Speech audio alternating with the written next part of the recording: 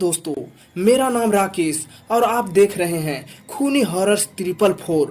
वो जगह जहां हम आपके लिए लेकर आते हैं वो कहानियां जिन्हें सुनकर आपकी रूह कांप उठेगी। दोस्तों, मैं आपसे एक बात कहना चाहता हूं। आप में से बहुत लोग सोचते हैं कि ये भूत प्रेत, चुड़ैल, टोना टोटका जैसी चीजें असल में होती ही नहीं हैं। कुछ लोग कहते हैं ये सब पुरानी सोच है, अंधविश्वास है। कुछ लोग कहते हैं डर जैसी कोई चीज नहीं होती, ये सब मन का वहम है। लेकिन क्या आपने कभी सोचा है कि लोग इन बातों को न मानकर क्यों टाल देते हैं? क्यों जब किसी गांव का नाम लिया जाता है तो लोग आंखें चुराने लगते हैं? क्यों उस गांव के बच्चे तक उस पुराने स्कूल का नाम लेने से डरते हैं? क्यों बुजुर्ग भी रात का अंधेरा होते ही उसके पास से गुजरना बंद कर देते हैं? सच तो यह है दोस्तों कि डर हर जगह मौजूद है। फर्क सिर्फ इतना है कि कुछ लोग इसे मान लेते हैं और कुछ लोग उसे न मानने का दिखावा करते हैं। लेकिन क्या डर का नकारना सच को मिटा देता है? बिल्कुल नहीं। कभी कभी डर उन हवाओं में भी घुला होता है जो हम सांस लेते हैं। कभी वह उस खामोशी में होता है जो रात ढलते ही हर गली पर छा जाती है। और कभी डर उस मिट्टी में छुपा होता है जहां किसी गुनाह की सजा आज तक बाकी है। आज की कहानी कुछ ऐसी ही है। यह कहानी है उस गांव की जहां एक पुराना स्कूल दशकों से वीराना पड़ा है।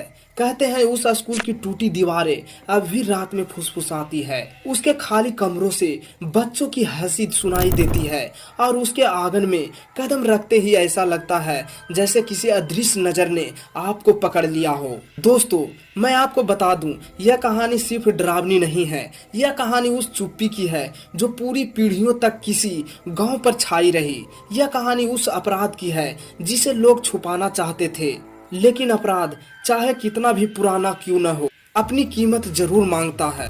आज मैं आपको ले चलूंगा उस गांव में जहां बच्चों की मासूम पढ़ाई के पीछे छुपा था रोना और चुप्पी के पीछे छुपा था खून का राज। यह कहानी है सरेला गांव का श्रापित स्कूल। एक ऐसा स्कूल जिसमें छुपा था खौफ, गुनाह और अनगिनत मासूम आत्माओं की चीखें।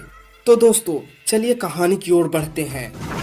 सरैना एक छोटा सा गांव था। चारों तरफ घना जंगल, बीच में तालाब और मिट्टी के घर। गांव के किनारे उस जंगल के बिल्कुल पास एक टूटा फूटा पुराना स्कूल खड़ा था। लोग उसे वीराना पाठशाला कहते थे।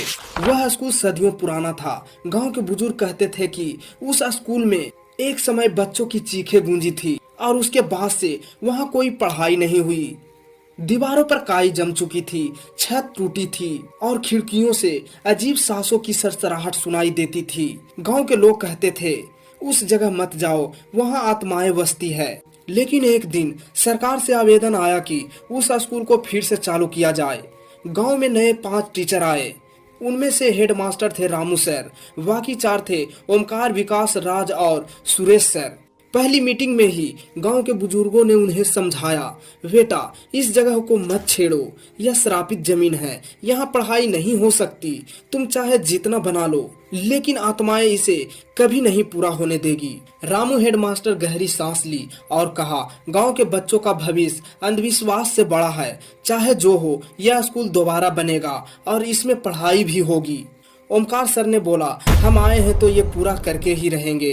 डर कर भागना नहीं सीखा, ये अंधविश्वास क्या फैला रखे हो। विकास सर बोला, अगर यहाँ अतीत में कुछ हुआ भी है तो अब हम सब मिलकर इसे ठीक करेंगे। गांव को शिक्षा की जरूरत है।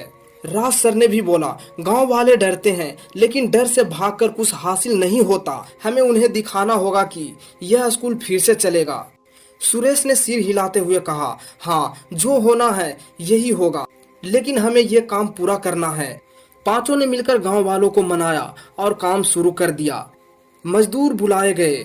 10 से 15 तक मिस्त्री और कारीगर टूटी फूटी दीवारें गिराकर नई ईंटें लगाई गई। लेकिन तभी 2-3 दिन बाद हादसे शुरू हो गई। एक मजदूर अचानक ऊंचाई से गिरकर मारे गए। दूसरे का हाथ मशीन में फंस गया और उसने वही दम तोड़ दिया। तीसरा मजदूर रात को अपने घर गया था और सुबह देखा तो तालाब किनारे उसका शव था। लगातार 5 मौतें हो गई थी। लोग सहम गए। गांव वाले फिर आए और बोला, कहा था यह जगह नहीं बदलेगी, इसे छोड़ दिया जाए। लेकिन हेडमास्टर रामू डटे रहे और उन्होंने गांव वालों को बोला, यह अंधविश्वास मत फैलाओ, हम हार मानने वाला नहीं हैं। जितने भी हादसे हो यह स्कूल पूरा ही होकर रहेगा। आखिरकार महीनों की मेहनत के बाद स्कूल खड़ा हो गया, रंग रोगन हुआ, फर्नीचर लाया गया और बच्चों के लिए दरवाजे खोले गए। पहले दिन बच्चे आए तो सब खुश थे। गांव वालों ने भी सोचा शायद अब सब ठीक हो गया होगा, लेकिन असली खौफ अब शुरू हुआ। बच्चों ने शिकायत करनी शुरू कर दी। सर, क्लास में कोई अदृश्य आदमी खड़ा रहता है, खिड़की के बाहर कोई औरत हमें देखती है, पढ़ते पढ़ते अचानक हमारी कॉपियां खून से भर आती है। एक बच्चा खेलते खेलते अचानक गिर पड़ा और उसकी मृत्यु हो गई। दूसरे बच्चे ने कहा उसे किसी ने धक्का दिया, लेकिन वहां कोई था ही नहीं। धीरे धीरे बच्चे डरकर स्कूल आना बंद करने लगे। जो आते वो घायल होकर जाते। एक दिन रात में पांचों टीचर स्कूल में ही रुक गए। उन्होंने सोचा हम यहाँ रहकर पता करेंगे कि सचमुच यहाँ होता क्या है। आधी रात को खिड़कियां अपने आप खुलने लगी।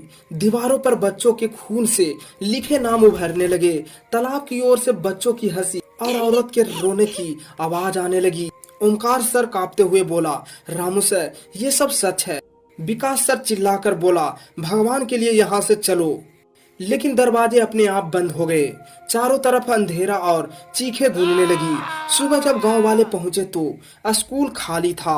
सिर्फ 5 कुर्सियां टूटी हुई पड़ी थी और ब्लैक बोर्ड पर खून से लिखा था, यहाँ कोई नहीं पढ़ेगा। धीरे धीरे पहले जैसा स्कूल फिर से वीराना हो गया। फर्श पर पड़ी किताबें सड़ गए।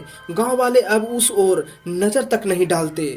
आज भी कहते हैं अगर कोई रात को उस स्कूल के पास से गुजरता है तो बच्चों की हंसी और मास्टर रामू की चीखें सुनाई देती है।